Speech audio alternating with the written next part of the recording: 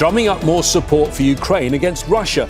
European countries are considering deploying troops. They're promising more aid as well. It all comes as Donald Trump says he'll end the conflict. But can Europeans alone change the course of the war in Ukraine? This is Inside Story.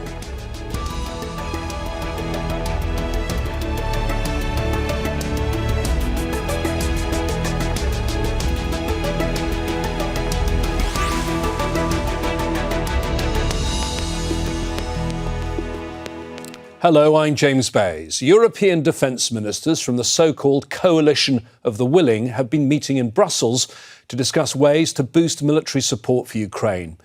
It includes the possible deployment of peacekeepers if a ceasefire is agreed.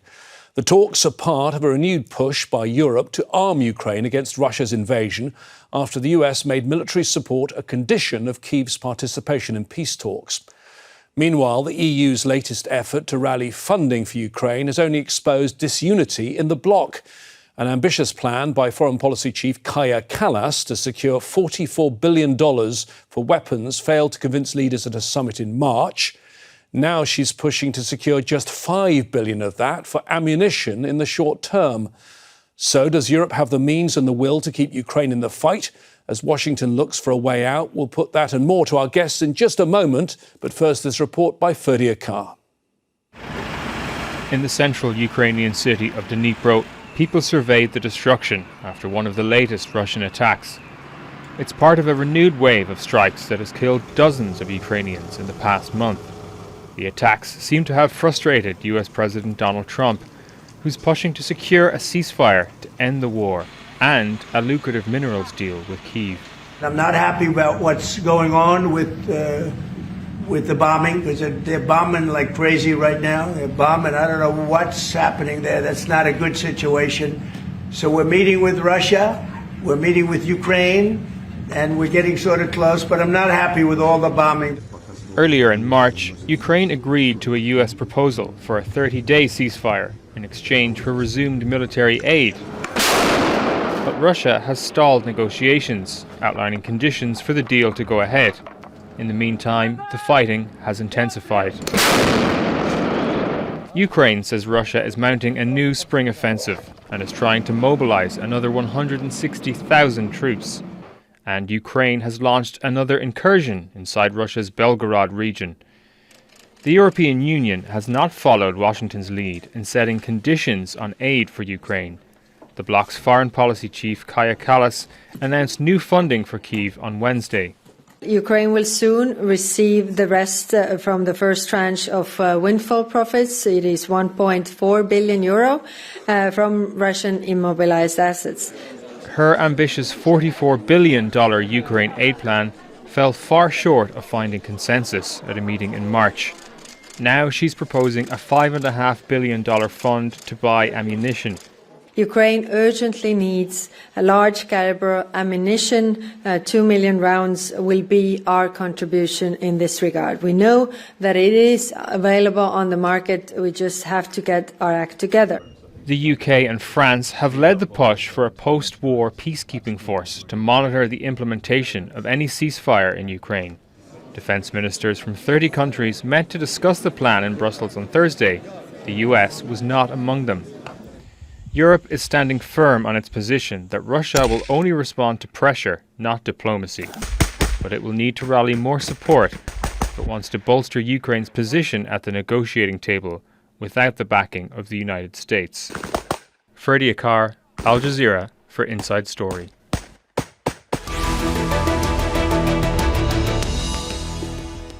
Well, let's discuss all this further with our panel of guests today. And we're joined from Brussels by Pieter Cleppe. He's the editor-in-chief of BrusselsReport.eu, a site that provides opinion and analysis of European Union affairs. In Munich, Marina Miron is a researcher in the War Studies Department at King's College London and a military analyst. And in Washington, D.C., Anatol Lieven, the director of the Eurasia programme at the Quincy Institute for Responsible Statecraft. Thank you, all three of you, for joining us today on Inside Story. So, Pieter, where you are, there's quite a bit of activity. A meeting's been taking place Thursday of the so-called coalition of the willing. We also have a meeting Friday of the Ukraine Defence Contact Group. What are these countries hoping to achieve? The coalition of the willing is meant to influence European interests in Ukraine. Particularly since Donald Trump became American president, there's been some kind of a divide, a transatlantic divide between America and Europe on how to approach things. European countries were deeply unhappy with the fact that the Trump administration already suggested that Ukraine would have to give up land. They thought that was a concession, giving up too early. And also a key point of difference is that European countries, and that also includes the United Kingdom, are keen to have some kind of a peace force in Ukraine to sort of police any ceasefire agreement with Russia. So that's sort of the priority. Things are not looking good, frankly, because it emerged, especially yesterday, that the US is, as it has always been making clear, not prepared to properly back up such a peacekeeping force. Anatol, the coalition of the willing, I think, is quite an interesting term they have revived, because it was first used in 2003 when the US invaded Iraq with some allied help, only a few countries at the time. So it was a coalition of people to help the US. And what a turn of events. It's now a coalition of countries that does not include the US. Well, for that reason, I don't think it's going to happen because Keir Starmer, who has been among the chief originators of this, has said publicly, as have others, that this can only happen if there is full US support behind it. And the Trump administration has made it clear that this is not going to happen. It's very hard to imagine any European countries sending troops into Ukraine without full US backing. But the other thing is that the Russians simply will not agree to this.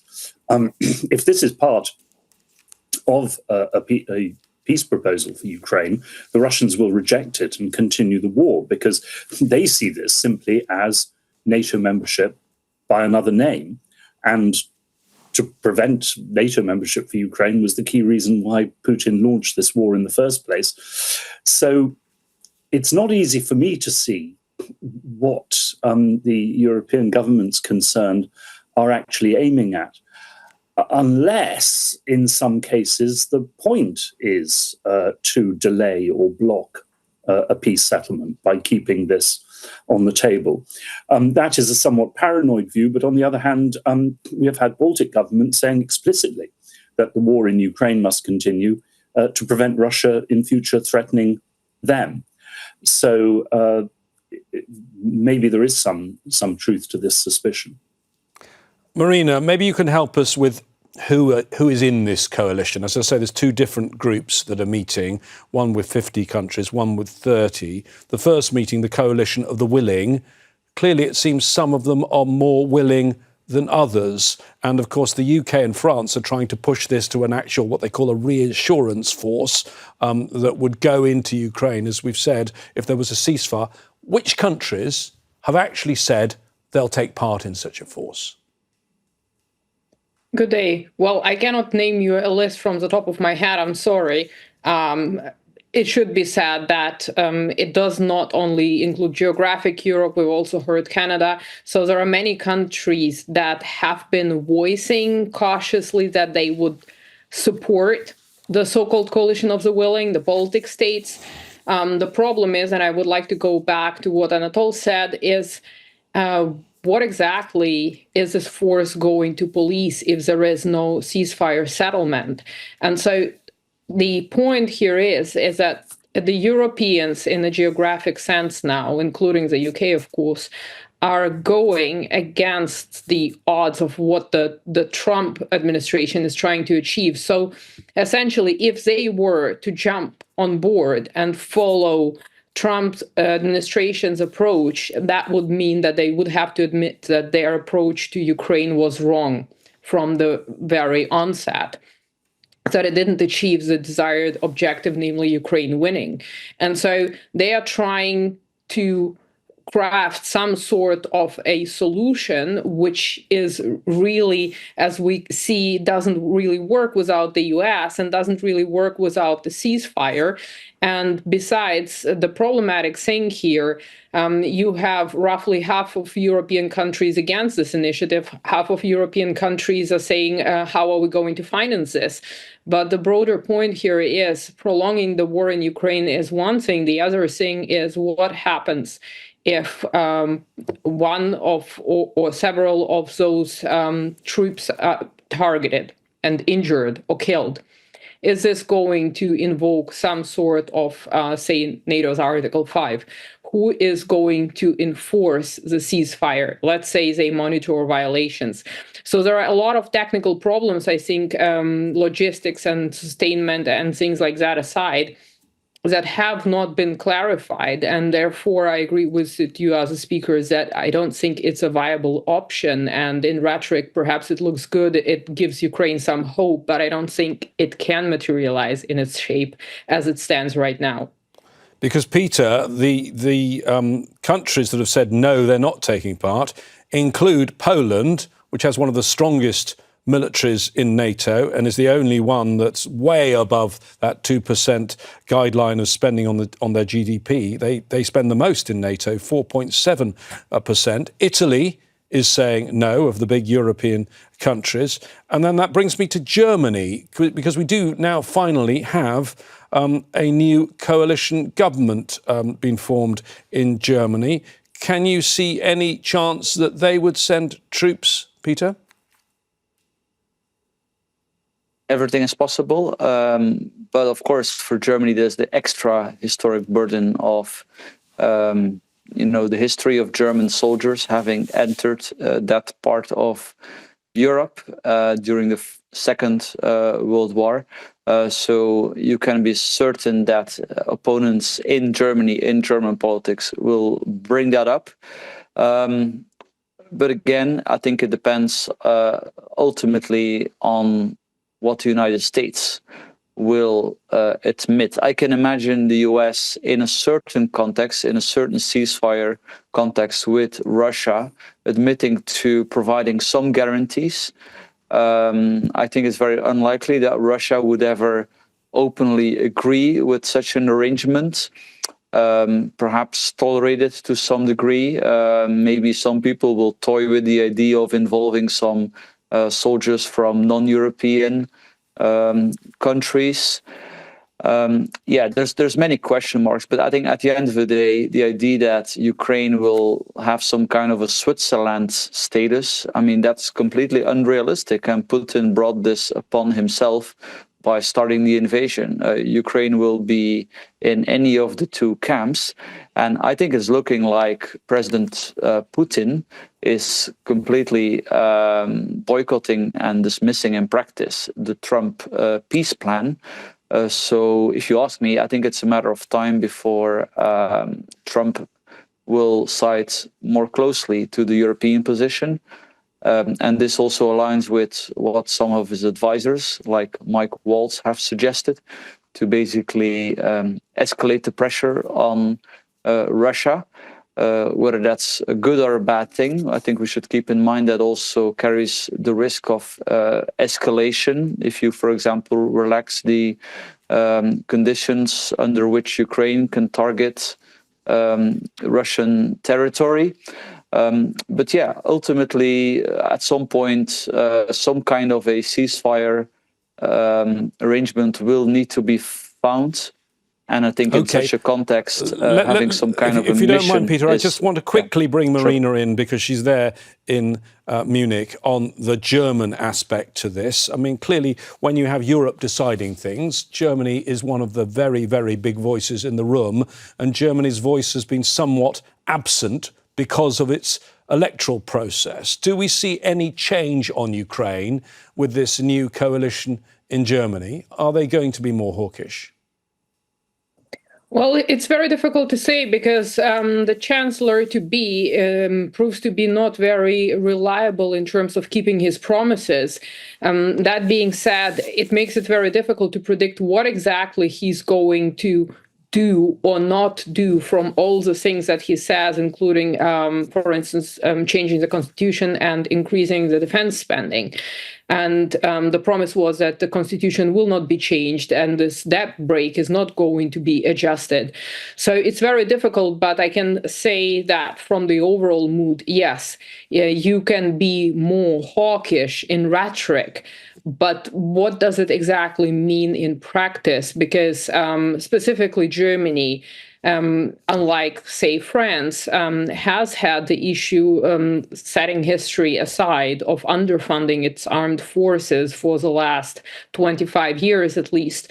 So there will be a lot of effort in terms of reinvesting into the armed forces if this works out, and rebuilding the armed forces, and trying to change the strategic culture of Germany.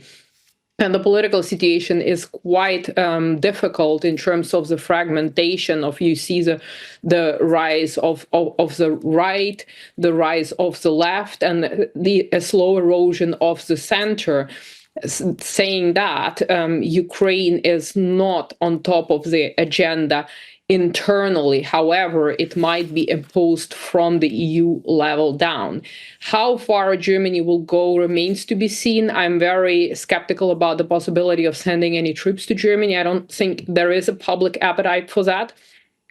Sending weapons, yes, I'm still uncertain about Taurus missiles for a variety of security reasons, and for the fact that, firstly, there should be some sort of a threshold when it comes to escalatory measures. And secondly, Germany doesn't have anything else that advanced, meaning if the Russians get hold of the Taurus missiles and develop countermeasures, Germany doesn't have anything newer to replace them.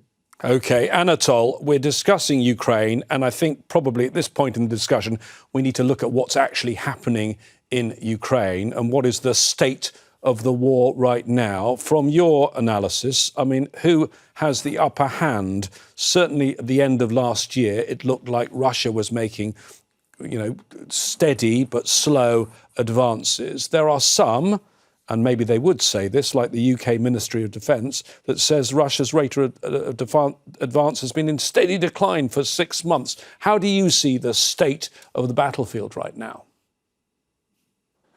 Well, I think it's as you said. I mean, Russia is advancing, but very, very slowly. Contemporary military technology really favors the defense.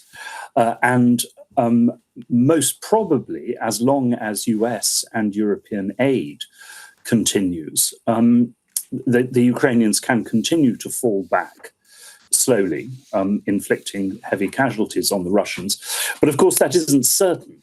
There is a huge disproportion in manpower between Ukraine and Russia. And there is also always in war a possibility that one side or the other will crack. At the moment, Putin seems determined to press on, at least for the moment, maybe to launch one more big offensive this year to see how much more he can get. But my own view is that in the end, the ceasefire line will run wherever the battle line stops. I'd just like to say, the Russians will not agree to a European force in Ukraine, whatever it's called, peacekeeping reassurance. If a force is sent there, the Russians will go to war again and will attack any European troops in Ukraine. I don't think that has been sufficiently thought about in European capitals. OK, Marina, there were, at the end of March, ceasefire talks that took place in Saudi Arabia in Riyadh. There was talk at the end of that of a deal for a maritime ceasefire in the Black Sea, also a deal to avoid attacks on energy infrastructure. It's pretty unclear to me whether that ceasefire on those particular areas was actually agreed. What's your view on what has happened since those ceasefire talks took place in Riyadh? Well, it seems like everything is hanging in the air now, and both Putin and Zelensky are waiting for the United States' next move. So, from my understanding, the talks were not specifically about Ukraine. The talks were a way to start repairing the relationship between Russia and the United States. And that basis had to be formed to a certain extent before both sides could effectively discuss the Ukrainian scenario. What came after that is a proposal to do a complete ceasefire for 30 days, and that wouldn't have favored Russia. It wouldn't have favored the current state of the war, because if the war had resumed after those 30 days, you wouldn't really save lives by stopping fighting for 30 days. Now, there is a moratorium on strikes on energy infrastructure, and the Russian side has voiced several times that Ukraine is not keeping to that part of the agreement. But at the moment, I don't see anything happening. And so it seems like the whole process has stalled. And one point I wanted to add to what Pieter said, he says he's certain that maybe Trump is going to adopt the European line. I think this is not going to happen simply because Trump's approach is diametrically opposed to Joe Biden's approach. And doing anything like the Biden administration, which Trump has said had been wrong, would mean that Trump would essentially approve of what his predecessor has done.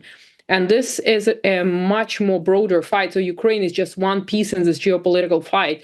J.D. Vance, in his Munich security speech, was very clear on the U.S. position in Europe. And we shouldn't forget the current trade war that is going on.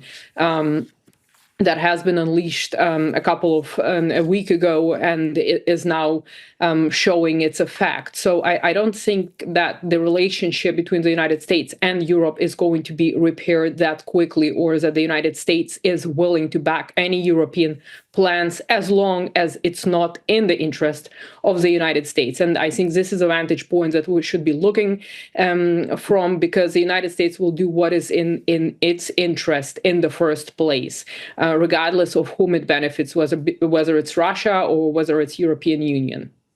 Anatol, certainly the momentum of the diplomacy seems to have disappeared for now, and that may in part be because of Donald Trump and his tariffs. And it is interesting to me that the person who is supposed to be leading this, supposed to be the expert on Ukraine and Russia, leading the negotiations, Steve Witkoff, was the man who was in charge of the Gaza negotiations. And guess what? He's just been given another job. He's on his way to Oman to negotiate between the US and Iran. Administration somewhat overextended right now? Well, yes, indeed. And I mean, it's obvious. I'm not saying anything original to say that there appears to be a huge amount of confusion within the Trump administration. And yes, I mean, Witkoff simply has far too much on his plate. I'm not sure that the momentum of negotiations has disappeared, however, because what does seem to be happening is that gradually the US and Russia are restoring their relations separately from what is happening in Ukraine.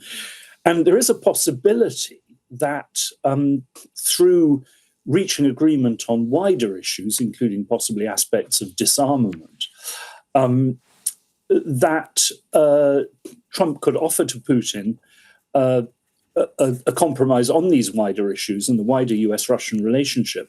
And then, as a result, Putin would moderate his maximalist demands with regard to Ukraine. That, at least, is a hope. I don't know whether it would happen. But if so, you would have a situation in which, the Americans and Russians had basically agreed and would present Europe and Ukraine with a fait accompli. Pieter, I mean, the other thing that's going on is we understand there are going to be fresh talks taking place in Washington about this minerals deal between Ukraine and the US, that many say the US current plan is not one that Ukraine particularly likes. And the other aspect of that is if they sign the deal, my understanding is that Ukraine is concerned it will clash with the EU deal, which they signed in 2021 with the EU, and potentially that could affect Ukraine's efforts to become an EU member, yes? Well, I think Ukraine will basically ultimately sign any deal because they're the weaker party here. Marco Rubio, the American Secretary of State, he has suggested that this really is a proxy war. And I think that's the case. Therefore, it makes sense that it's Trump and Putin sitting together. Even if, of course, you may think it's not fair that Ukraine and Europe are not involved. Ultimately, those are the two adversaries. And I didn't say earlier that I was certain that Trump would sort of turn against Putin. But if he has to change something, what else can he do? And there's been the rumors and the statements about escalating sanctions against Russia. So I would not rule out that this is where this is going. Also, separately, the oil price is crashing. So this is not very good for the Kremlin. So yeah, there's a lot of factors at play here. Another question is like how are they going to finance all these weapon supplies if the war simply continues, which seems to be the base case at the moment. And then you have the debate on the frozen Russian assets with specifically my own country, Belgium, warning against this, the European Central Bank having warned that if the West basically seizes these assets, that this may trigger a financial crisis, that many non-European investors may pull out their capital. So a lot of things are linked here. But I think, the base case is no deal and a continuation of this war, which ultimately is, I think, what Putin wants. He doesn't want to escalate the war, but if you are a strong man in Russia, it comes in handy to have some foreign conflict that you can point to divert attention whenever there's criticism. OK, well, lots more to discuss on this, but not on this programme today. So we have to thank our guests, Pieter Cleppe, Marina, Miron and Anatol Lieven. And of course, thanks to you too for watching. Remember, you can see this programme on television, on our app, on your phone, on YouTube and on our website, aljazeera.com. As always, we want to hear from you. Post your comments on our Facebook page. That's facebook.com/AJ Inside Story. Or if you prefer, we're on X. Look for @AJ Inside Story. From me, James Bayes, and the team here. Until I see you next time, please stay safe and well. Bye-bye for now.